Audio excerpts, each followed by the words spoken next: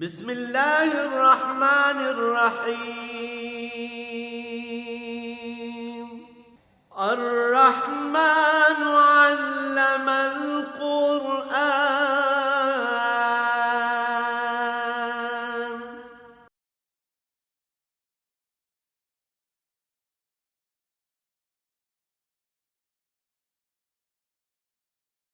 الحمد للہ رب العالمین والصلاة والسلام على حبیبہ محمد وآلہ وصحبہ اجمعین۔ اعوذ باللہ من الشیطان الرجیم، بسم اللہ الرحمن الرحیم۔ الم نشرح لک صدرک ووضعنا عنک وزرک الذی انقض ظہرک ورفعنا لک ذکرک فإن مع العسر يسرا إن مع العسر يسرا فإذا فرغت فانصب وإلى ربك فارغب۔ اللهم سبحانك لا علم لنا إلا ما علمتنا إنك أنت العليم الحكيم۔ رب اشرح لي صدري ويسر لي أمري واحلل عقدة من لساني يفقهوا قولي رب زدنی علما۔ مولاي صل وسلم دائما ابدا على حبیبک خیر الخلق کلہم۔ سورہ الم نشرح یہ بھی ان صورتوں میں ہے جو حیات مبارکہ مکی میں نازل ہوئیں، مکی صورتوں میں شمار ہوتی ہے۔ ارشاد باری ہے الم نشرح لک صدرک، کیا ہم نے آپ کا سینہ مبارک کھول نہیں دیا؟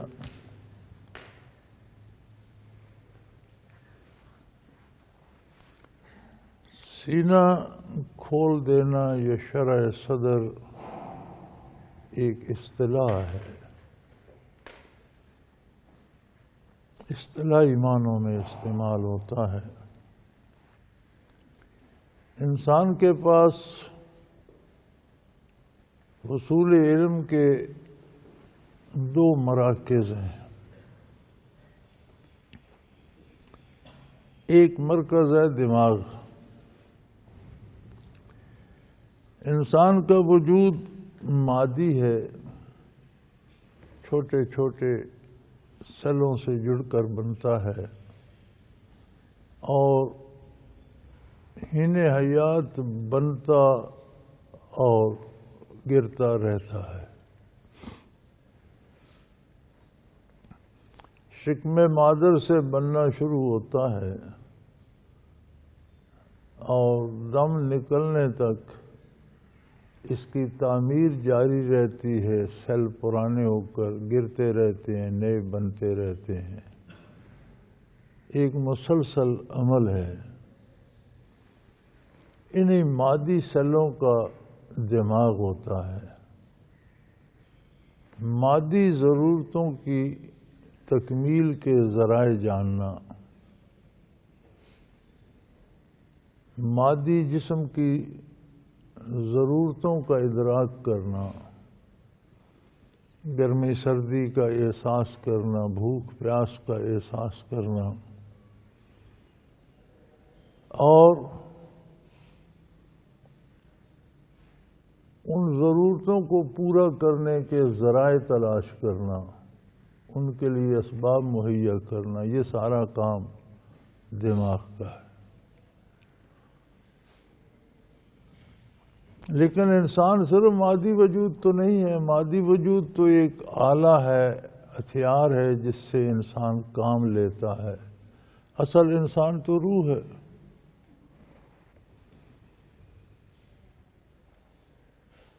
علماء حق کے نزدیک تو جب الانسان یا مطلق انسان بولا جائے تو اس سے مراد ہی روح ہوتی ہے۔ اور اپنی زندگی کے تجربات میں بھی ہم دیکھتے ہیں کہ جب بدن سے روح الگ ہو جاتی ہے تو اسے انسان کوئی نہیں کہتا۔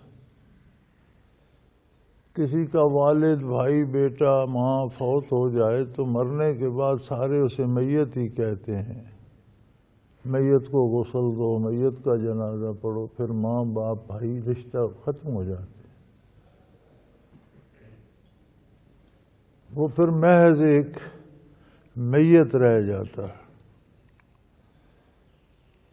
تو اگر وہ وجود جو ایک اوزار یا ہتھیار یا آلہ ہے روح کے اس مادی دنیا کے قیام میں اس دنیا کو استعمال کرنے کے لیے، تو اس کی ضرورتیں اتنی زیادہ ہیں اور ان کے لیے اتنا اعلیٰ دماغ دیا گیا ہے انسان کو کہ آج ہمارا یہ خیال ہے کہ ہم مادی ترقی کی انتہاؤں کو چھو رہے ہیں. ذرائع آمد و رفت دیکھ لیں، بات پوری دنیا میں ایک لمحے میں بات ہو سکتی ہے، دیکھا جا سکتا ہے. روئے زمین پر کہیں واقعہ ہو رہا ہے، ہم یہاں بیٹھے دیکھ رہے ہیں. ٹیلی ویژن آ گئے، چھوٹے چھوٹے موبائل آ گئے، دنیا کی خبریں، دنیا کی باتیں، دنیا کی ویڈیو ان میں قید ہو گئی. لیکن سائنسدان آج بھی یہ کہتے ہیں کہ اگر ہم بہت بڑا مبالغہ بھی کریں تو شاید ہم یہ کہہ سکتے ہیں کہ ہم نے انسانی دماغ کا 10% حصہ استعمال کیا ہے. ابھی اس میں 90% اور گنجائش ہے. اتنا عالی شان دماغ اللہ کریم نے اس مادی بدن اور اس کی ضرورتوں کے ادراک اور ان کی تکمیل کے ذرائع کے لیے عطا فرمایا. یہ جو محض ایک سواری ہے، ایک اوزار ہے، ایک ہتھیار ہے روح کے دنیا کے قیام میں دنیا کو استعمال کرنے کے لیے. تو اصل انسان جو روح ہے اسے جو معلومات چاہیے، اسے جو غذا چاہیے، اسے جو دوا چاہیے، اسے جو منزل کی خبر چاہیے، اس کی جو ضرورتیں ہیں ان کا جو ادراک چاہیے، اس کے لیے جو نعمت عطا کی ہوگی وہ تو یقیناً اس سے بہت بڑی ہوگی. جتنی عظمت روح کو حاصل ہے یہ مادے سے ہے اور وہ عالم امر سے ہے. کہاں مادے کی ایک ادنا صورت، کہاں عالم امر. تو اس کی فضیلت بھی اتنی ہے، اس کی ضرورتیں بھی اتنی اعلیٰ ہوں گی، نازک ہوں گی، حساس ہوں گی. ان کو سمجھنا بھی بڑی حساسیت کی ضرورت ہوگی. اگر دماغ میں خلل آ جائے تو آپ نے دیکھا پاگل لباس پھاڑ دیتا ہے، اسے ضرورتوں کا احساس نہیں رہتا. اسے احساس ہی نہیں ہے کہ بدن ڈھانپنا ہے. علم غلم کھا لیا نہ کھایا. اسی طرح روح کی ضرورتوں کے ادراک کے لیے اللہ کریم نے قلب عطا فرمایا. قلب ایک لطیفہ ربانی ہے جو اس دل کے اندر ہے، جسے آج کی سائنس سیٹل ہارٹ کہتی ہے. ظاہر ہے جتنا روح لطیف ہے، نازک ہے، حساس ہے، پاکیزہ تر ہے، اس کی ضرورتیں بھی اتنی نازک، حساس اور لطیف اور پاکیزہ تر ہوں گی. اس کی بیماریاں اور ان کا علاج، اس کا دوا دارو، اس کی غذا، اس کی خوراک، اس کی پیاس بھوک اور اس کا مداوا، اس کا لباس، اس کی گرمی سردی، اس کے موسم، اس کے دن رات، اس کے اعتبار سے اتنے ہی نازک اور لطیف ہوں. ان کو جاننے کے لیے، ان کا ادراک کرنے کے لیے اتنا ہی لطیفہ قلب بھی ہوگا۔ دماغ سے جس طرح بدن سے بے حساب گنا لطیف تر پاکیزہ تر روح ہے، اسی طرح بے حساب کئی گنا زیادہ دماغ سے لطیف تر پاکیزہ تر حساس تر قلب ہوگا۔ اب اگر دماغ صحیح نہ ہو تو بدن کی ضرورتوں کا ادراک نہیں کرتا، اسی طرح قلب بگڑ جائے، اس پہ غبار آ جائے تو روح کی ضرورتوں کا ادراک نہیں کرتا۔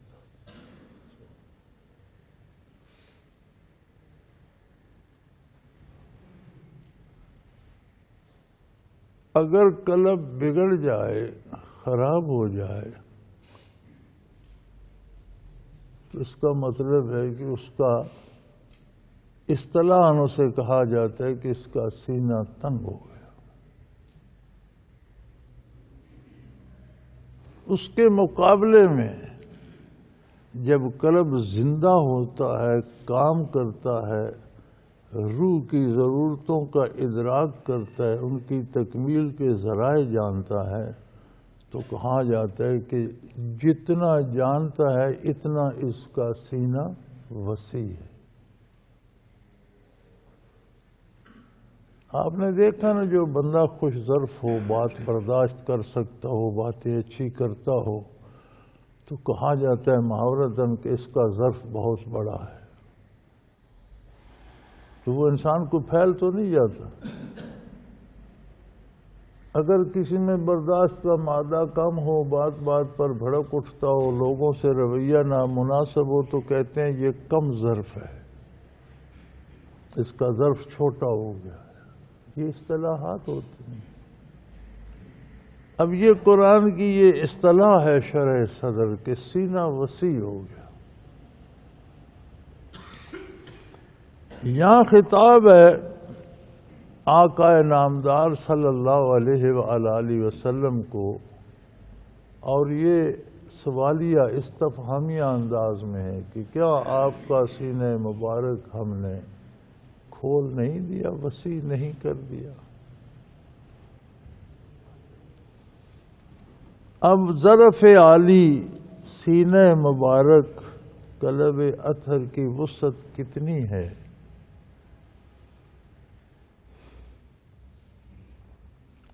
کسی کا قلب درست اور زندہ ہو تو اپنی ضرورتوں کا، اپنی روحانی ضرورتوں کا ادراک کرتا ہے، اور یہ متعلق ہوتا ہے مادی ضرورتوں سے، جڑا ہوا ہوتا ہے۔ کھانا اسے کھانا ہے، لیکن اگر قلب بھی ادراک کر رہا ہے روح کی ضرورتوں کا، دماغ بھی درست ہے، تو وہ کھانا حلال کمائے گا، پاکیزہ کھائے گا، بدن بھی درست رہے گا، روح کو بھی فائدہ ہوگا۔ اگر قلب کام نہیں کر رہا تو حلال حرام کی تمیز نہیں ہوگی، پاک پلید کی تمیز نہیں ہوگی، اور اگر دماغ بھی کام نہیں کر رہا تو پھر کسی بات کی تمیز نہیں ہوگی، علم غلم کھاتا رہے گا یا نہیں کھائے گا یا کھاتا رہے گا۔ تو حضور کا قلب اطہر یا سینہ مبارک کتنا وسیع ہوا؟ جس ہستی نے بعثت عالی سے لے کر قیام قیامت تک آنے والی ساری اولاد آدم کی روحانی اور مادی ضروریات کا ادراک کر کے ان کی تکمیل کے وہ ذرائع متعین فرمانے ہوں کہ ان کی بدن بھی درست رہے اور ان کی روحیں بھی پھلے پھولیں، اس کے سینہ اطہر کی وسعت کا کوئی اندازہ کر سکتا ہے؟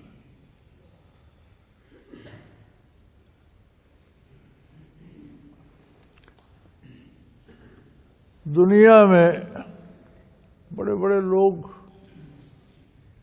مشہور ہوئے. مشاہیر عالم کی فہرست دیکھ لیں. بڑے سے بڑا شخص کسی ایک شعبے میں مشہور ہوگا. کوئی بہت بڑا فلاسفر ہے تو فلسفے کے اصول و ضوابط بتاتا رہے گا، باقی کوئی خبر نہیں. کوئی مورخ ہے تو تاریخ کی باریک بینیاں تو زیر بحث لاتا رہے گا، باقی امور سے وہ بے خبر ہے. ہر شعبے کا کسی نہ کسی ایک شعبے میں کوئی بہت بڑا فاتح ہے تو فوجی معاملات کا، امور سلطنت کا ماہر ہوگا. سائنس سے، جیومیٹری الجبرے سے، علم نجوم سے، دوسری چیزوں سے بے بہرا ہوگا. جتنے مشاہیر عالم ہیں سوائے انبیاء کی، وہ کسی ایک نہ ایک شعبے میں زندگی کے کسی ایک شعبے میں ان کی شہرت ہوتی. یہاں عالم یہ ہے کہ ابتدا سے انتہا تک زندگی کے ہر شعبے کی راہیں ہر فرد کے لیے متعین فرما دی.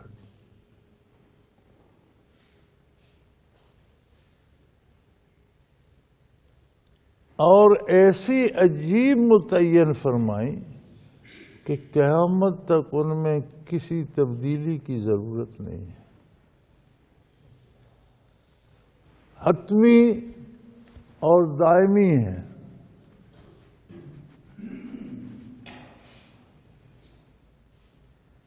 تو پھر سینہ اطہر کی وسعت کا کوئی اندازہ کر سکتا ہے؟ وہ جانے جس نے اسے وسعتیں دیں، یا وہ جانے جس کا سینہ اطہر ہے. یہ ایک بحر ناپیدا کنار ہے. یہ ایسا سمندر ہے جس کا کوئی کنارہ نہیں ہے. تو اللہ کریم اپنے اس احسان کی بات فرما رہے ہیں کہ اے میرے حبیب، کیا ہم نے آپ کا سینہ اطہر وسیع تر نہیں کر دی؟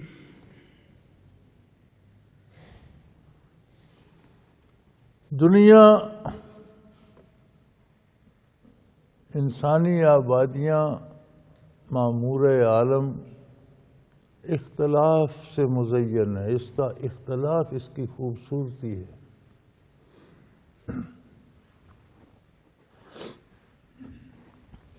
جہاں مختلف پودے ہوں وہ جگہ خوبصورت ہوتی ہے. جہاں مختلف طرح کی پہاڑیاں ہوں وہ بہترین نظارہ ہوتا ہے.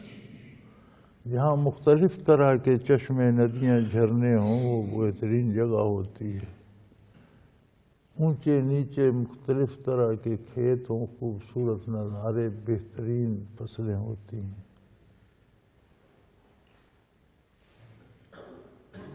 اسی طرح ہر فرد میں ایک مختلف رنگ ہے. ہر بندے کی ایک پسند مختلف ہے، ضرورت مختلف ہے. پھر ہر موسم، ممالک کے موسم مختلف ہیں، لوگوں کی زبانیں مختلف ہیں، غذائیں مختلف ہیں، دن رات کے اوقات مختلف ہیں. یہ جہان، اس کی رونق ہے اختلافات سے. مختلف ہونا اور بات ہے، مخالف ہونا اور بات ہے. مخالف ہونا بری بات ہے، اختلاف ہونا خوبصورتی ہے. اب اس رنگ برنگی دنیا میں ساری انسانیت کے لیے کوئی ایک اصول وضع کرنا، اور وہ اصول ایسا ہو کہ ساری انسانیت پر اس کے لیے عمل کرنا آسان بھی ہو، ممکن بھی ہو، آسان بھی ہو، اور قیامت تک اس میں تبدیلی کی ضرورت بھی پیش نہ آئے۔ ایسا کوئی دانشور سوائے محمد الرسول اللہ صلی اللہ علیہ وسلم کے کائنات میں نہیں ملتا۔ کہیں کوئی ملتا ہے؟ نہ ملتا ہے نہ ملے گا۔ غرض جس پہلو سے آپ بحث کرتے چلے جائیں، جتنا اس بات پہ آپ بات کرتے چلے جائیں، اتنا ہم جو اندازہ کرتے ہیں اپنی جہاں تک ہماری نگاہ جاتی ہے ہم تو وہاں تک دیکھ سکتے ہیں، لیکن یہ وسعتیں تو نہ پیدا کنار ہیں۔ ہمارے علوم محدود، ہمارے علوم کے ذرائع محدود، ہماری استطاعت محدود، وہاں اللہ کی جو عطا ہے وہ غیر محدود ہے۔ اب محدود غیر محدود کا احاطہ کب کرے گا؟ ہم کیسے سمجھ سکتے؟ اللہ جانے اور اللہ کا حبیب جانے صلی اللہ علیہ وسلم۔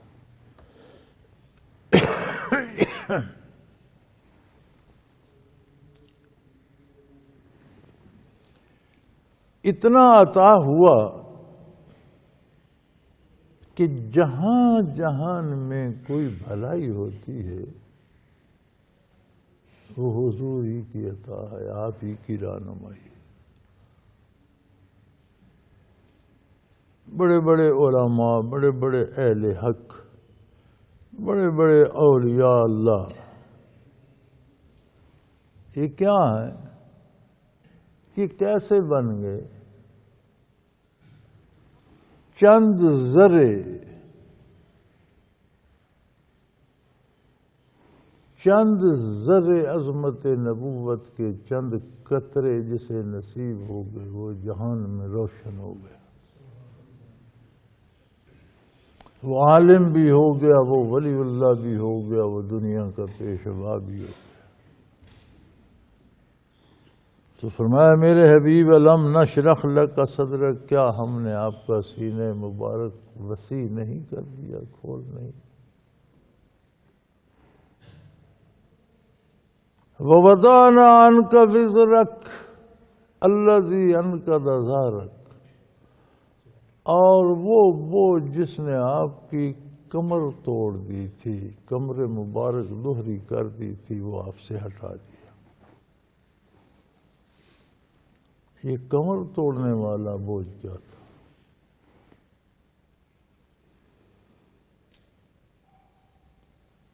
روئے زمین پر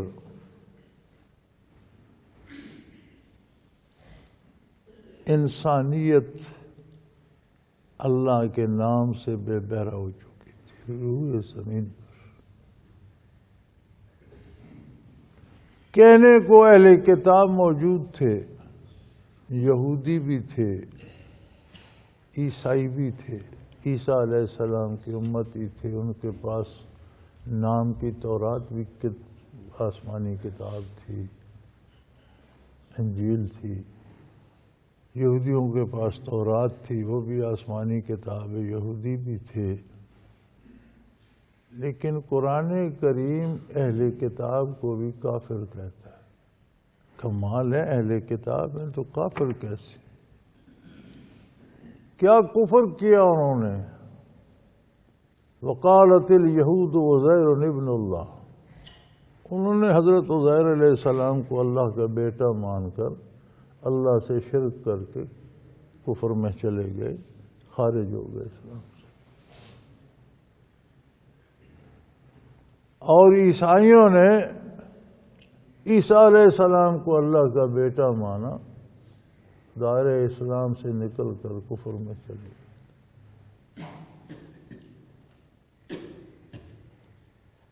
اور کوئی صاحب کتاب، کسی اہل کتاب میں سے کوئی اور مذہب تھا نہیں، یہ دو کتابی مذہب تھے، یہ دونوں بھی اسلام سے خارج۔ باقی مشرک مختلف قسم کے کفار اور مشرک تھے۔ تو روئے زمین پر معاشرہ اللہ کے نام سے آشنا نہیں تھا۔ معاشرے کا جو عقیدہ اور نظریہ ہوتا ہے وہ اسے مل جل کر رہنے کا ایک طریقہ بناتا ہے۔ ہر کوئی اپنے نظریے کے مطابق ایک طریقہ وضع کرتا ہے جسے ہم تہذیب یا معاشرت کہتے ہیں۔ یہ تہذیب اور معاشرت کیا ہوتی ہے؟ یہ عقیدے اور ایمان کا مظہر تصویر ہوتی ہے۔ بندے کی معاشرت دیکھ کر اس کے عقیدے اور ایمان کا اندازہ ہو جاتا ہے۔ اب چونکہ عقیدے اللہ کی عظمت سے آشنا نہیں تھے، عقیدہ صرف دنیاوی نعمتیں حاصل کرنے پہ تھا، مذہب کے نام پر جو رسومات تھی وہ بھی حصول دنیا کے لیے تھی۔ اس بت کی پوجا کرو یہ مل جائے گا، یہ مذہبی رسم ادا کرو یہ مل جائے گا، یہ بیماری ٹھیک ہو جائے گی، اولاد ہو جائے گی، دولت ہو جائے گی۔ نہ آخرت کا تصور، نہ انسانی عظمت کا ادراک، نہ کوئی عظمت الہی کا خیال۔ اسی لیے حضور کا ارشاد ہے کہ کافر کا دین بھی دنیا ہوتی ہے۔ جو مذہب کے نام پہ کچھ کرتا ہے وہ بھی حصول دنیا کے لیے کرتا ہے۔ اب جب ان کے عقائد کا یہ عالم تھا تو پھر جتنے رسومات مل جل کر رہنے کا معاشرہ جو تھا وہ یہ تھا کہ ہر بندہ لینے پہ تھا کہ میں کیا لے سکتا ہوں، کہ معاشرہ ایک چھینا جھپٹی کا مظہر تھا۔ آپ تاریخ انسانی اٹھا کر دیکھ لیں، ہر طاقتور ہر کمزور سے چھین رہا ہے، گھر لٹ رہے ہیں، جانیں زندگی چھینی جا رہی ہے، بیٹیاں چھینی جا رہی ہیں، اولاد چھینی جا رہی ہے، بیویاں چھینی جا رہی ہیں۔ یہ بھی تاریخ بتاتی ہے کہ انسان انسانوں کو شکار کر کے پکا کے کھاتے بھی تھے۔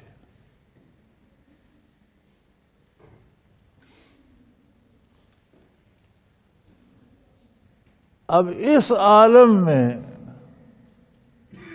ایک آواز صلی اللہ علیہ وسلم، ایک آواز ساری انسانیت کو کہے کہ تم غلط کر رہے ہو، جو کچھ کر رہے ہو غلط ہے، اس کا جو مظہر تمہاری معاشرت ہے یہ غلط ہے،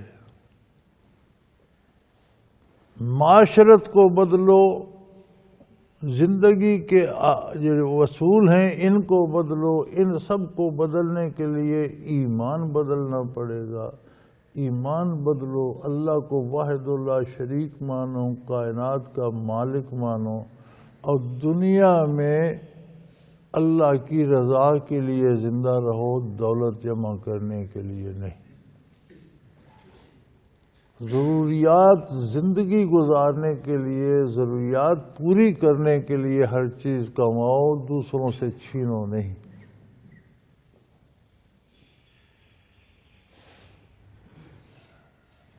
یہ بات زبانی کہہ دینا اور بات ہے، اور بیٹھ کر ذرا تصور کرنا کہ اس کا کرنا کتنا مشکل کام ہے کہ ساری انسانیت کو چیلنج کیا جائے۔ آج ہم کہتے ہیں نا کہ ہم مسلمان ہیں، ہمارے حلیے کافروں کے، ہمارے لباس کافروں کے، ہماری معاشرت کافروں کی ہے، جسے ہم تہذیب کہتے ہیں وہ کافرانہ ہے۔ ہماری بچیاں ناچ رہی ہیں، باپ بھائی بیٹھے تالیاں بجا رہے ہیں۔ کون سا کافرانہ معاشرے کا کام ہے جو ہم نہیں کر رہے؟ کیوں کر رہے ہیں؟ وہ بنیاد عقیدے کی جو معاشرت کو، تہذیب کو ترتیب دیتی ہے وہ ہم سے کھو گئی ہے۔ ہم خاندانی مسلمان ہیں، نسلی، عقیدے کے مسلمان ہم نہیں رہے۔ مردم شماری میں ہم مسلمان ہیں، ہم کہتے ہیں ہم مسلمان ہیں، مسلمانوں کے گھر میں پیدا ہوئے ہیں، حساب میں، مردم شماری میں، گنتی میں ضرور ہم مسلمان ہیں۔ ایمان اور عقیدے کا اظہار تہذیب اور معاشرت سے ہوتا ہے۔ ہمارا لین دین کیسا ہے، ہمارا اٹھنا بیٹھنا کیسا ہے، ہمارا جینا مرنا کیسا ہے، ہمارا کمانا خرچ کرنا کیسا ہے، وہ کردار بتاتا ہے کہ اس کی بنیاد ہمارا عقیدہ ہے۔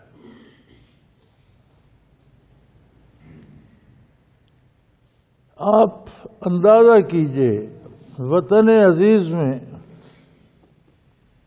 چند ٹکوں کے لیے لوگ مسلمانوں کو گدھے کھلا رہے ہیں، حرام گوشت کھلا رہے ہیں۔ چند ٹکے حاصل کرنے کے لیے تیل، گھی، مسالے، چائے پتی، دودھ سب نقلی آمیزش کر کے کوئی مرے یا جیے دے رہے ہیں چند روپوں کی خاطر۔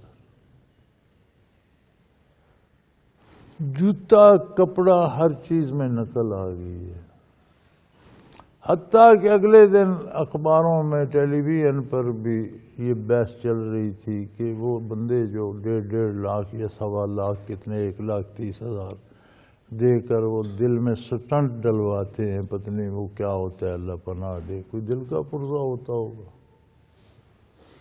تو وہ نقلی بنا کر 6-7 ہزار کا لے، وہی قیمت 1,30,000 یا 40,000 لے لیتے ہیں، وہ نقلی 7,000 کا ڈال دیتے ہیں۔ وہ بندہ آپریشن کرا کے سارا ٹھیک ٹھاک ہو کے آتا ہے، ہفتے بعد اٹیک ہوتا ہے، مر جاتا ہے، یار اب بھی سٹنٹ ڈلوا، بس سٹنٹ تو نقلی تھا۔ یعنی چند ٹکوں کے لیے پیسے لے لیتے، اگلے کو موت کے منہ میں دھکیل دیتے۔ آپ کا کیا خیال ہے کہ یہ سارا کچھ جو معاشرہ کر رہا ہے، ان کا عقیدہ وہ ہے جو محمد رسول اللہ نے دیا تھا؟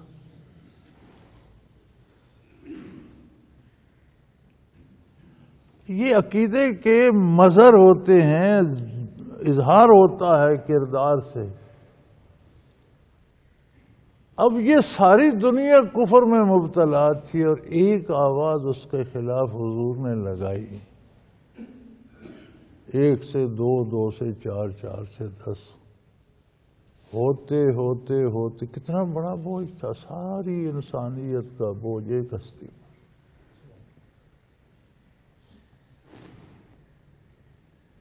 پھر قربان جائیے اس عظیمت کے اور اس عظمت کے اور اس ارادے کی پختگی اور اس کردار کے کہ اس ایک ہستی نے ایسا انقلاب پیدا کیا کہ کفر کا سینہ چاک کر کے رکھ دیا، تاریکیوں کا جگر چاک کر کے اللہ کے نور کی روشنی پھیلا دی، اور وہ معاشرہ جو لوٹ کر کھانے کا عادی تھا اسے کہاں پہنچایا۔ ایک غزوہ میں ایک مجاہد بیان کرتا ہے کہ میں زخمیوں کی دیکھ بھال پر تھا، سخت زخمی ہو کر ہمارے مجاہد گرے اور ایک کی آواز آئی، اس نے پانی مانگا، العطش، میں پانی لے کر گیا تو دوسرے کی آواز، دوسرے زخمی کی آواز، وہ پانی مانگ رہا تھا، تو میں جس کے پاس لے کر گیا اس نے کہا پہلے اسے دو۔ اس کے پاس پہنچا تو تیسرا زخمی پکارا تو دوسرے بھی نہیں پیا، اس نے کہا پہلے اس کے پاس جاؤ۔ میں گلاس لے کر اس کے پاس گیا تو وہ شہید ہو چکا، واپس دوسرے کے پاس آیا، شہید ہو چکا، پہلے کے پاس آیا، شہید ہو چکا۔ یہ وہ معاشرہ تھا جو چھین کے کھاتا تھا، محمد رسول اللہ نے کہاں پہنچا دیا کہ نزع کے وقت بھی ایثار کر رہے، دے رہے۔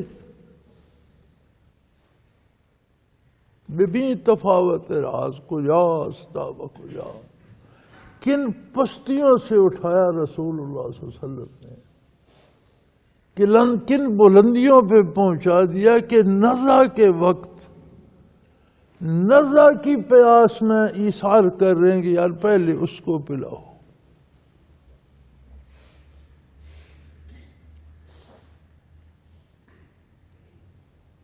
اور آج جو ہم زندوں کی زندگی چھین کر اپنے لیے دولت جمع کر رہے ہیں،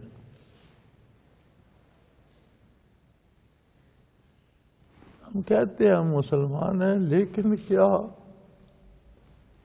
ہم مسلمان ہیں؟ میں حیران ہوتا ہوں. میں نے تو پہلی بار اگلے دن ٹیلی ویژن پہ دیکھا تو پتہ چلا کہ یہ تو پرانی بات ہے اور خواہ اس کو دل پہ لے رہے ہیں. لاہور اور کراچی میں نے کراچی کا ڈاگ شو ہو رہا ہے جی. جوان بچیوں نے سر سے ننگی ہیں، آدھے جسم ڈھانپے ہوئے، آدھے سردی میں بھی ننگے ہیں، پیار سے کتے گود میں اٹھائے ہوئے ہیں، انہیں ویسٹ کوٹ اور بڑے خوبصورت لباس پہنائے ہوئے ہیں اور انہیں چوم چاٹ رہی ہیں.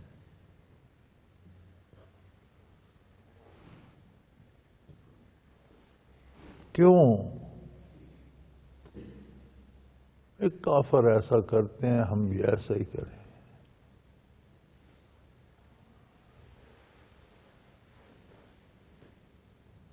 تو بھائی جو معاشرہ اتباع کفار کا اختیار کر لیتا ہے وہ اسلام کا دعویٰ کیسے کرتا ہے؟ اسلام تو محمد الرسول اللہ کے اتباع کا نام ہے.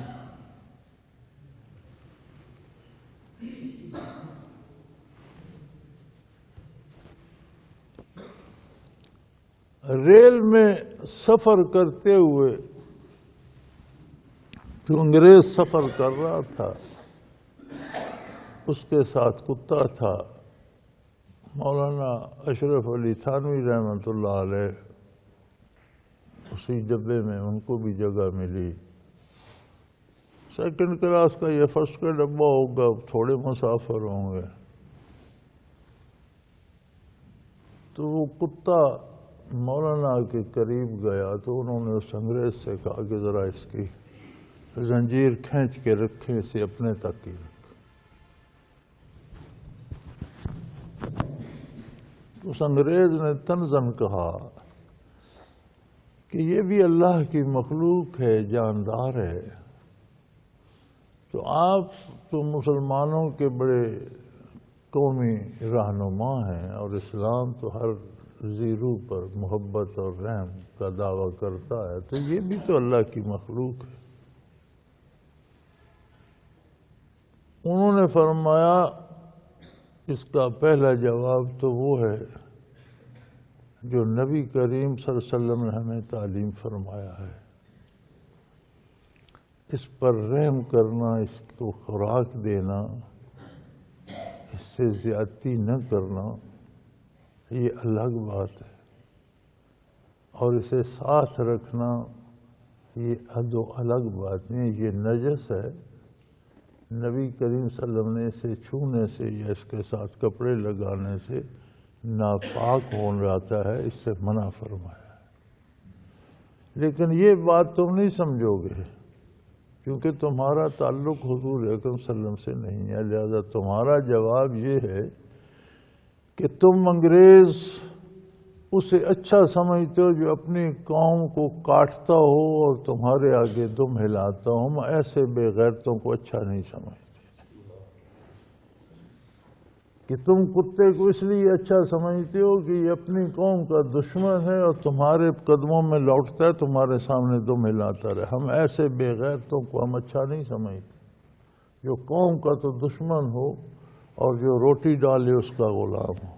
یہ تمہارا جواب ہے.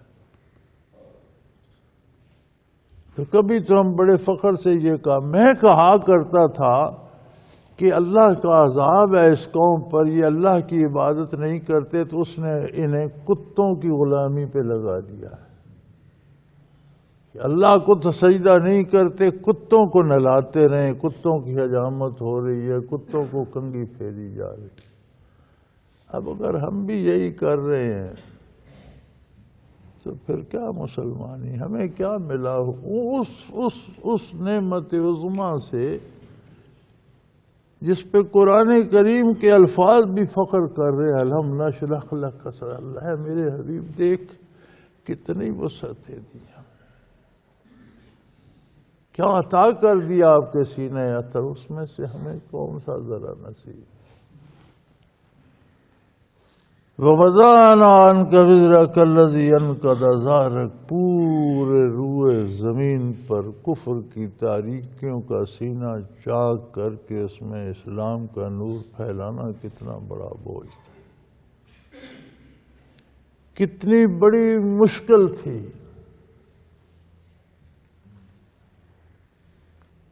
اہل مکہ کے وفد آئے بارگاہ نبوی میں کہ آپ نے ایک نیا مذہب شروع کر دیا، آپ نے ہمارے بتوں کی توہین کی، انہیں باطل کہا، آپ نے ایک اندیکھا معبود بنا لیا جو نہ نظر آتا ہے نہ سامنے ہے، ویسے ہی ماننا پڑتا ہے۔ یہ سارے نئے کام شروع کر لیے آپ نے، ہم نے بڑا روکا، نہ آپ باز آئے نہ ہم اس مذہب کو روک سکے۔ اب ایک ہمارے ساتھ سمجھوتا کر لیں، آپ اپنا جو رب مانتے ہیں جیسا آپ چاہتے ہیں ایسی اس کی عبادت کریں، اپنا مذہب قائم رکھیں، لوگ آپ کا مذہب مانتے رہیں، ٹھیک ہے، ہمیں کوئی اعتراض نہیں۔ لیکن ہماری جو معاشرت، جو تہذیب، جو معاشرے کے قوانین اور ضوابط ہے، جو ہمارے بود و باش، لباس، حلیے ہیں، آپ اس کو تو نہ چھیڑیں۔ پہلے بھی تو مکہ مکرمہ میں بے شمار مذہب ہیں، مختلف عقیدے ہیں، لیکن ہماری معاشرت تو ایک ہے، سارے لین دین، ہم سودی کاروبار کرتے ہیں، ہم شراب پیتے ہیں، ہم بدکاری کرتے ہیں، سب لوگ مانے اس کو معاشرہ تسلیم کرتا ہے، کوئی اس کو لعن طعن نہیں کرتا۔ تو اس میں تو آپ ہمارا معاشرت میں ہمارا ساتھ دیں۔ تو حضور صلی اللہ علیہ وسلم نے فرمایا یہ معاشرت ہی تو ایمان کا مظہر ہوتی ہے۔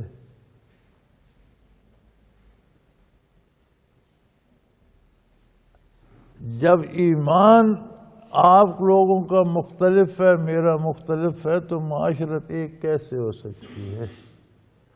دو پودے مختلف ہیں، ایک کیکر کا ہے، ایک انگور کا آم کا ہے، تو کیکر پر آم نہیں آ سکتے، آم پر کیکر کے کانٹے نہیں اگ سکتے۔ کفر اور اسلام کی معاشرت مشترک نہیں ہو سکتی۔ کفر پر جو پھول لگیں گے، جو پھل لگے گا وہ اور ہوگا، اسلام پر جو لگے گا وہ اور۔ ہم آخرت کی بات کرتے ہیں، آخرت تو اللہ پاک خیر کرے، جو ہوگا وہ کریم ہے، دنیا اس کا مظہر ہے۔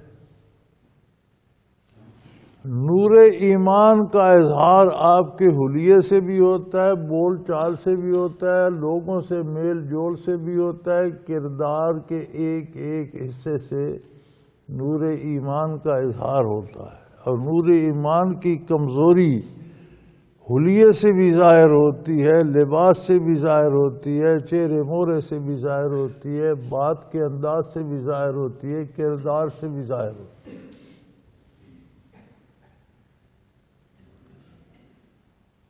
تو جب ہم نے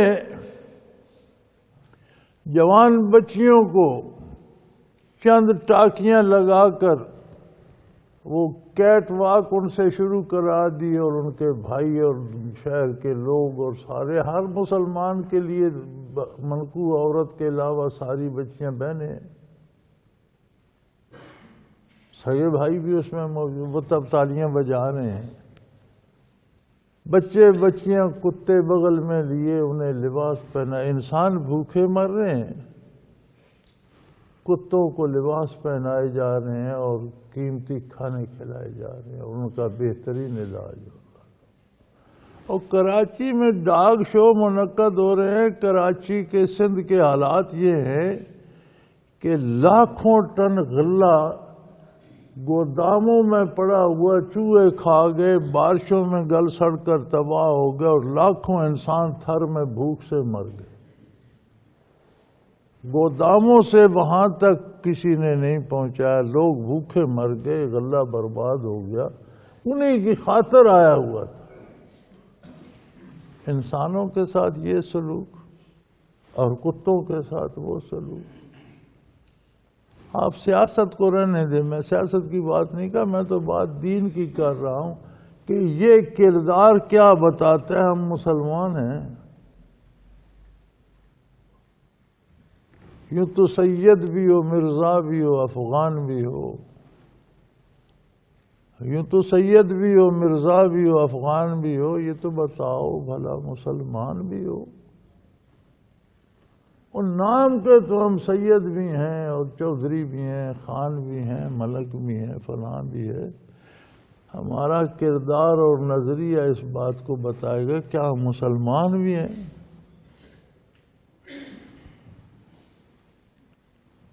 تو یہ بہت بڑا بوجھ تھا۔ آج ہمارے اس معاشرے میں مسلمانوں سے یہ رسومات نہیں چھڑائی جا سکتی۔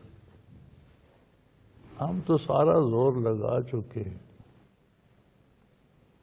ہم کیا اور ہماری حیثیت کیا اور ہماری آواز کی طاقت کیا، ہمارا کردار بھی اس قابل نہیں کہ کسی دوسرے کو متاثر کر سکے،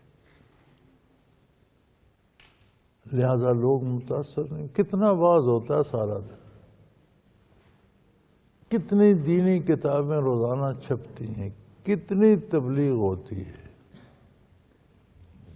ہر اخبار، ہر رسالہ کوئی نہ کوئی دینی موضوع بھی ضرور چھاپتا ہے، ہر پروگرام ٹیلی ویژن کا ہو، ریڈیو کا ہو، اس میں دین کا بھی ایک وقت معین ہے، دین پہ بھی بات ہو۔ اس ساری تبلیغ کے بعد نتیجہ کیا ہے کہ ہم دن بدن کافروں کے شعار اپناتے جا رہے ہیں۔ ہر آنے والا دن ہمارا لباس، ہمارے حلیے، اب تو ہماری ماؤں بہنوں نے چولہا چوکا بھی چھوڑ دیا۔ اب تو میں دیکھتا ہوں ٹی وی پہ دکھا رہے ہوتے ہیں بیویاں بھی ہوٹلوں پہ بیٹھی ٹکے کھا رہی ہیں۔ پتہ نہیں کیسا زمانہ آ گیا ہے، نہ عورتوں میں حیا رہی ہے، نہ مردوں میں غیرت رہی ہے، اور مسلمان بھی ہیں مزے سے۔ تو بھائی یہ معاشرت، یہ تہذیب مظہر ہوتی ہے عقیدے کی۔ ہم تو سمجھے معمولی بات ہے جی، کوئی بات نہیں، یہ معمولی بات نہیں ہوتی، یہ عقیدے کی مظہر ہوتی ہے۔ اور پھر کائنات پر جب ساری دنیا کفر میں ڈوبی ہوئی تھی، ان کفر کی گہرائیوں سے نکال کر، چھین کر کھانے والوں کو ایثار کی ان بلندیوں پہ پہنچانا کہ وہ نزع کے وقت بھی وہ ایثار کرتے ہوئے ہوں، کتنا بڑا بوجھ تھا۔ 13 سالہ حیات مبارکہ جو مکہ مکرمہ میں بسر ہوئی، اس کا ایک ایک لمحہ کتنا بھاری تھا۔ حضرت ابو ذر غفاری، بنو غفار بڑا تکڑا قبیلہ تھا، بڑے جفاکش لوگ تھے۔ انہیں کو اڑتی سی خبر ملی تو انہوں نے بھائی کو بھیجا کہ جاؤ پتہ کرو کیا بات ہے۔ وہ مکہ مکرمہ آئے، واپس گئے، ہاں بھائی کیا خبر لائے ہو؟ ہے ایک بندہ وہاں ہے، لوگ اسے کہتے ہیں وہ صابی ہے، صابی کہتے ہیں بے دین، یعنی عقیدے سے منکر، تو وہ لوگ کہتے ہیں وہ صابی ہے اور لوگ اس کے بڑا مخالفت کرتے ہیں۔ انہوں نے کہا تم تو کچھ بھی لے کر نہیں آئے، تم ان سے ملتے، ان کی بات سنتے، پتہ چلتا وہ دعوت کیا دیتے ہیں، ان کا لوگوں سے اختلاف کیا ہے، تم لوگوں کی گپ سن کر آ گئے، وہ خود چل پڑے۔ مکہ مکرمہ پہنچے. اب ایسا دور بھی تھا کہ حضور اکرم صلی اللہ علیہ وسلم کا نام نامی لینے والے کو لوگ مارنا شروع کر دیتے. کسی سے ڈرتے ہوئے پوچھ نہیں سکتے تھے کہ میں ان سے کہاں مل سکتا. تو فرماتے ہیں میں حرم میں بیٹھا رہتا, زمزم پی لیتا, اسی پر بسر ہوتے رہے دن. وہی میرا کھانا بھی تھا, وہی میرا پینا بھی تھا. تو کئی دن بعد حضرت علی کرم اللہ وجہ الکریم نے ان سے پوچھا, بھئی تم کون ہو, کتنے دنوں سے یہاں بیٹھے ہو, تمہیں کسی نے کوئی کھانا بھی دیا یا نہیں, کیوں بیٹھے ہو حرم میں, مسافر لگتے ہو, پردیسی ہو. عرض کی مجھے نہ کسی نے کھانا دیا نہ میں نے مانگا. تو کیسے بیٹھے ہو؟ یہ پانی پیتا ہوں. تو کیوں بیٹھے ہو؟ تو فرماتے ہیں میں نے عرض کی کہ اگر آپ ناراض نہ ہوں تو میں بات بتاتا ہوں. انہوں نے کہا نہیں میں ناراض نہیں ہوتا, بتاؤ کیوں. میں کہتے وہ جو جس شخص سے سارے ناراض ہیں اور جس نے کوئی نیا مذہب بتا دیا ہے, میں اسے ملنا دیکھنا چاہتا ہوں اور ڈرتے ہوئے کسی سے پوچھتا بھی نہیں ہوں. انہوں نے کہا تم نے ٹھیک آدمی سے پوچھا. اب ایسا کرو, میں جا رہا ہوں تم میرے پیچھے پیچھے چلتے آؤ. جس گھر میں حضور مقیم ہیں جلوہ افروز ہیں, وہاں پہنچوں گا تو میں تمہیں اشارہ کر دوں گا, تم اندر چلے جانا, تمہاری ملاقات ہو جائے. یہ حالات تھے. تو اس طرح سے وہ بارگاہ عالی میں پہنچے, حضور کے ارشادات سنے, کلام سنا, دعوت سنی, ایمان لے آئے. اب ایک وہ ابو ذر غفاری تھا جو کئی دن صرف زمزم پیتا رہا اور مار کے خوف سے پوچھا نہیں کسی سے کہ وہ شخص کون ہے. یہاں سے نکلے تو بیت اللہ میں جا کر اعلان کر دیا کہ محمد الرسول اللہ جو کہتے ہیں وہ حق ہے, جو تم کہہ رہے ہو یہ باطل ہے. میں ایمان لے آیا ہوں, میں مسلمان ہوں, لا الہ الا اللہ محمد الرسول.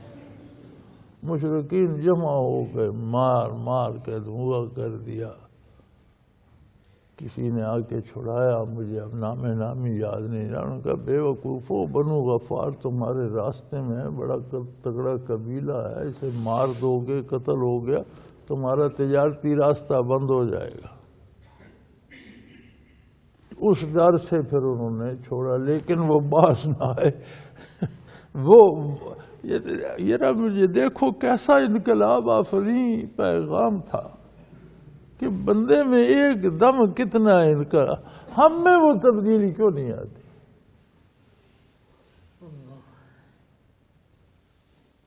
ہم کافروں جیسا بننے کی کوشش کرتے ہیں.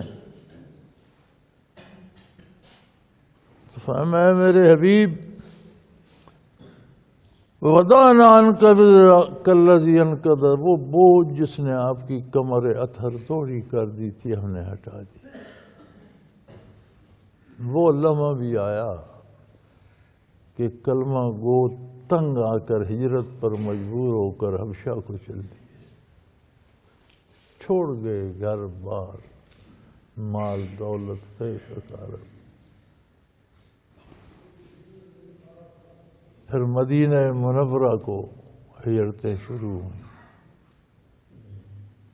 پھر وہ لمحہ بھی آیا جب مشرکین نے یہ فیصلہ کیا کہ ہر قبیلے کا جان باز جمع مرد شمشیر زن, ہر قبیلہ اپنا بندہ دے اور سارے مل کر حضور اکرم صلی اللہ علیہ وسلم پر یکبارگی حملہ کر دیں اور شہید کر دیں. تو قریش کس کس سے بدلہ لیں گے؟ سب کو تو قتل نہیں کر سکیں گے, لا محالہ خون بہا دینا پڑے گا, سارے مل کر دے دیں گے. حضور آرام فرما ہے, رات کا سما ہے, مکان کو چاروں طرف سے ان جوانوں نے شمشیر بکف لوگوں نے گھیر لیا. یہ لمحہ بھی گزرا.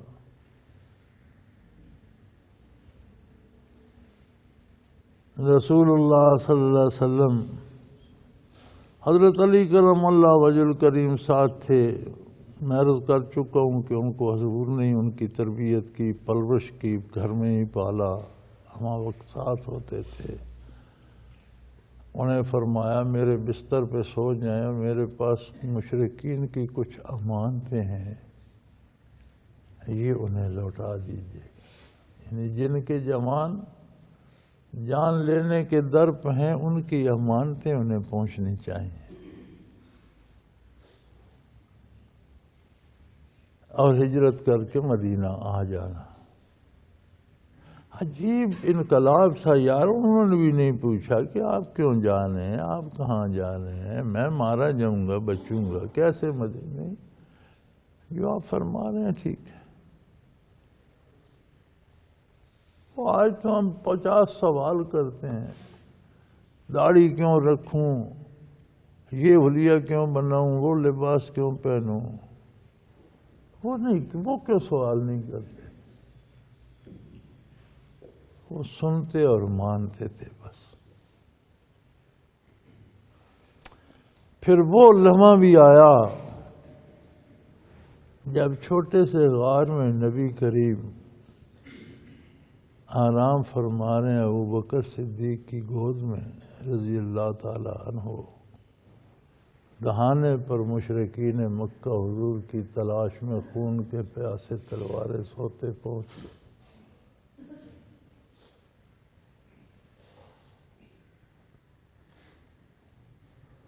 ہمارا تو مسئلہ یہ ہے،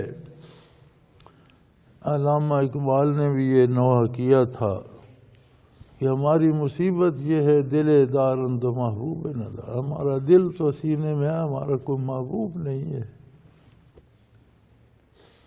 ہم تو محض پیٹ کے کتے ہیں، دولت کے لالچی ہیں، کھانے پینے پہ جان دے رہے ہیں، کوئی محبوب نہیں ہے. یہ تو ان کو پتہ ہوتا ہے جن کا کوئی محبوب ہو، اور پھر اس کی ذات پہ آنچ آنے کا اندیشہ ہو تو اس کا اندازہ، تو اس دکھ کا اندازہ اس کو ہوتا ہے.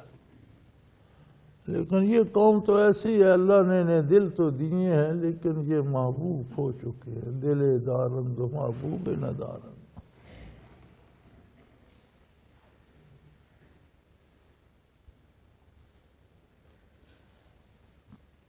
تو جب ابوبکر صدیق کا رخ انور متغیر ہوا، چہرے پر ہوائیاں اڑنے لگیں، تو حضور نے فرمایا لا تخف.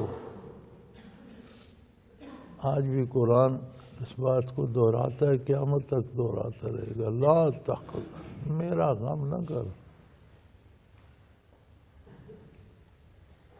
حزن ڈر کو نہیں کہتے، حزن ہوتا ہے دوسرے کا ڈر.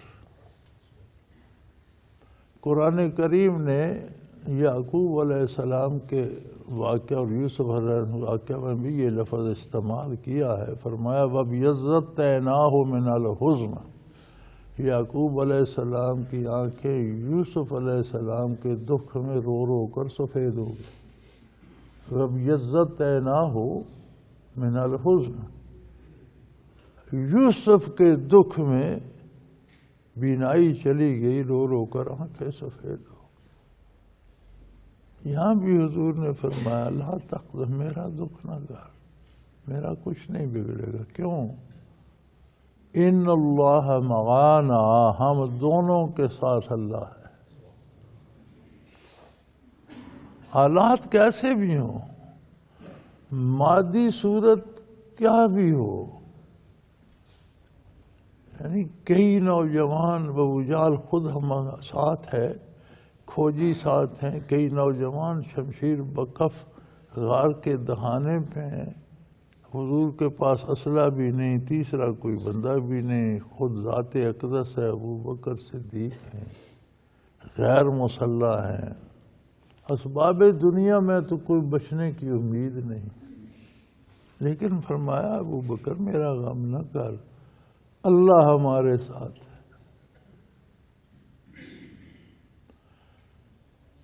یہ منصب جلیل ملا جس کو مل گیا، انبیاء میں ذات واحد ہے محمد الرسول اللہ کی جنہیں معیت ذاتی حاصل ہے، اور غیر انبیاء میں واحد ذات ہے ابو بکر صدیق کی ساری انسانیت میں، آدم علیہ السلام سے لے کر قیامت تک، جس کی ذات کو معیت ذاتی حاصل۔